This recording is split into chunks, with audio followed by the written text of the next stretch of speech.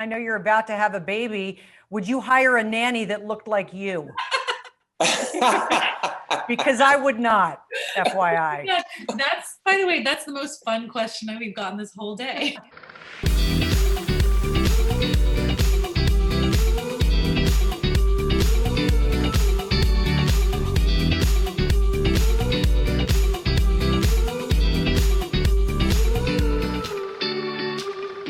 Hey, thanks for clicking on this YouTube video, my interview with Katharine McPhee and Eddie Cibrian. You can't help but notice she is very pregnant during our chat. Well, Netflix had asked us to hold the interviews until closer to release date, which I did. Well, guess what else got released since then? Her baby. So she now is a mom. In the meantime, I hope you enjoy my chat with a very pregnant Katharine and her co-star, Eddie Cibrian. Congratulations on this. Let me start with you, Katharine. I know you're about to have a baby. Would you hire a nanny that looked like you? Because I would not, FYI. Yeah, by the way, that's the most fun question we've gotten this whole day. Very clever. Be honest. No. That's very. Hey, by the way, you sound like my girlfriend on the show. She feels the same exact way. She feels the same way. Well, I would probably be a little suspect of some of the outfits that Bailey's wearing early on. But as you notice, as episode like 5, 6, 7, the clothes get a little looser, a little baggier because I was still with child. So she's not quite as, cute as from my perspective. I'm coming from the pregnant woman's perspective, but thank you. I appreciate that. Well, Eddie, it's funny. You've got 2 boys. How old are your boys now? 17 and 13.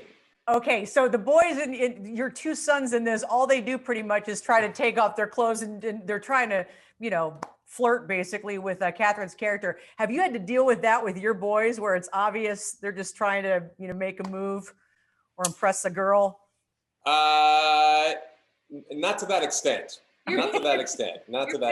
I mean, they're 4 years apart too. So, right. And, obviously they can only do that now over Zoom. And it just doesn't work. Just doesn't work as well. What's kind of fun about this whole thing starts out basically, Katharine, your character is out of her comfort zone. I mean, through a series of events, ends up at Eddie's place with all these kids. You're both kind of out of your comfort zones because Eddie, your character is dealing with the loss of a wife and raising these kids on their own. So when was the last time, Eddie, I'll start with you on this one. When was the last time you were out of your comfort zone? Oh, anytime someone asks me to sing, I get out of my comfort zone right away. Right away. And I've been asked too on the show, and I just say, I can't. Sorry. Is it because you really, like Katharine, you might be able to speak to this, you really can't sing, or you're just nervous about doing it? I haven't figured Eddie out yet. I've made lots of jokes on set, like, I can't wait till your big number comes up, and he's just like, he looks at me like, that's legitimately not going to happen. Like, he'll go on strike if that does come up in the writer's room. But who knows? Yeah. I don't know. He's maybe hiding some secret. He's got a great teacher at home. So if he had to sing a couple songs, maybe your wife could help you out. Well, Katharine, about a comfort zone, when was the last time you were out of one?